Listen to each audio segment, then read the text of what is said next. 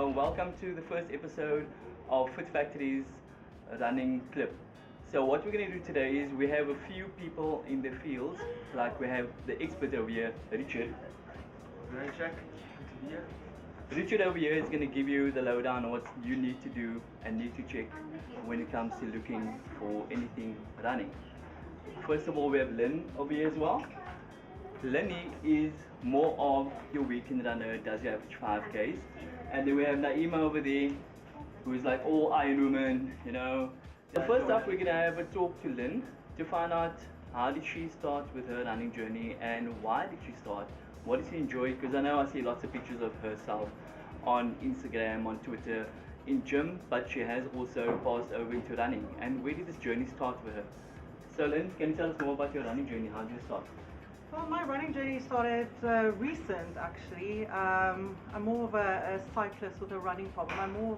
I started cycling as recovery from a major op, and it was just easier for me to start running because I didn't have to pack my bike and stuff. So if I went away on weekends, I started doing park runs, and then I actually got into doing the short distance. So I'm not a long marathon runner, but I'm aiming to get to the longer distances. But it's a short weekend runner, and I'm really enjoying it, and I like the vibe and the people that I'm meeting along the way in my running journey. So it was more for recovery from an off.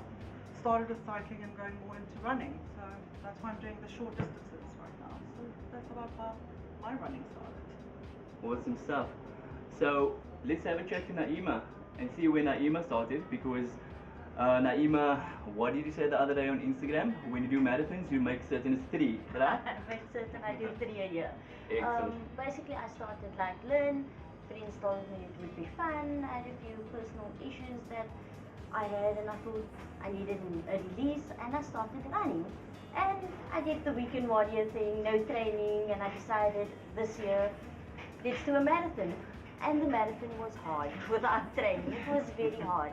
After that, I decided I need to put in some discipline, put in some training, did 2 more marathons, yeah.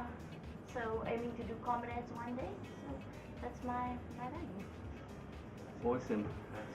So Richard, we have 2 different runners with us today, and this is probably majority of the public out there, that when they want to get into running, yes, it's simple to get into running, you just run, but when you become more competitive, you start thinking of a watch you need to time yourself, you start thinking of different shoes, all of those things.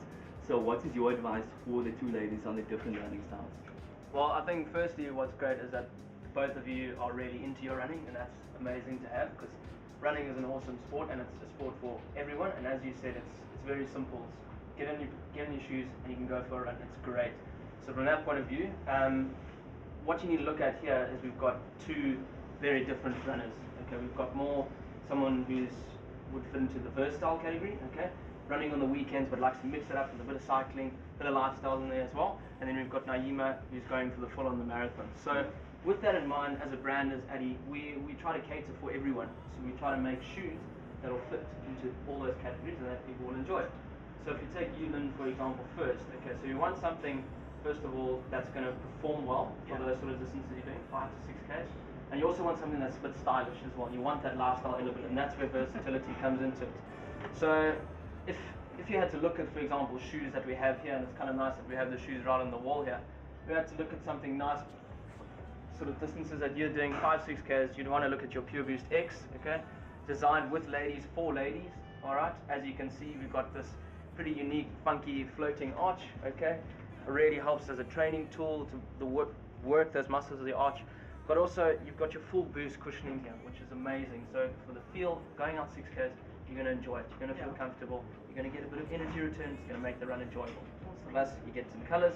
Go for a coffee afterwards. Your friends are going to know that you're in a pair of Pure Boost. So that could be an option. Nice. Yeah. So that could be something that would fit in that versatile category for someone like yourself. And then obviously there's a range of others, but I'm just giving you an example of what we have. Then for you, Naima, going the long distances, that's where we really throw a lot of our good technology into it, and that's what we pride ourselves on as a brand. So if you had to look at it, here we've got some ladies' neutral shoes, alright? On the neutral side we've got our Supernova Glide, which is done great. It's got value for money, it's got a lot of our good technologies in it, just quickly, you've got your Continental rubber. I mean, you guys know Continental. Yeah. Yeah. It's like it's the guy's German brand, like partner of the German brand. There you go. So you've got good, long-lasting grip.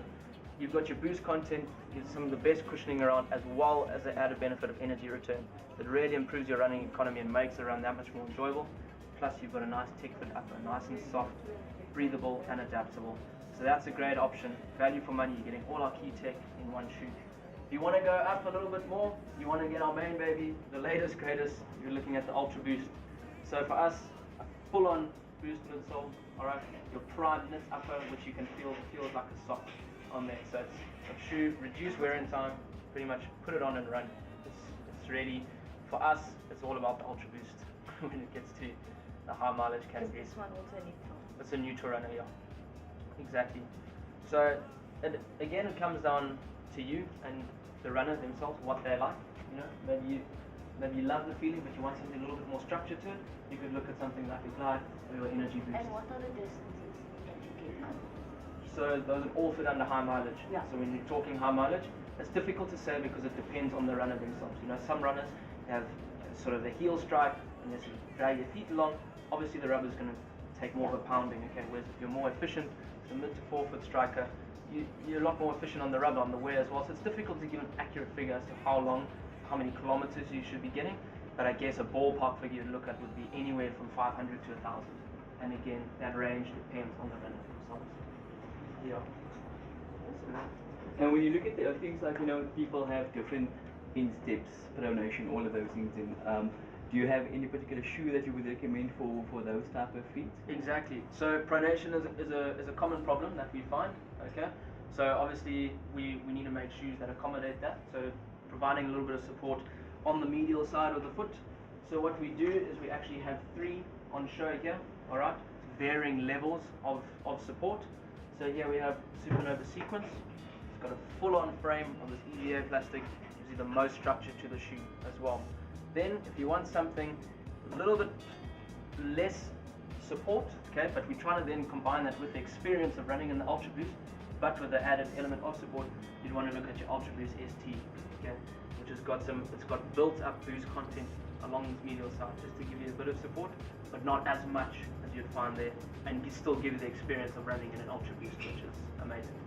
So yeah, and then we have the Vengeful as well, which is sort of something in between the two as well, and comes in at a nice price point as well. So yeah, so for pronation, we try and definitely provide shoes for pronators. Yeah. And when it comes to people like, you know, people get into health and fitness or running also to help them control their weight management, you know, lose weight and things. What would you say in terms of the shoes? Obviously we're heavier, the shoes will take more repeating, will have less life, all of those things. And, is there, can I say, a weight category that you need to be in for a particular shoe, or? Not necessarily. That's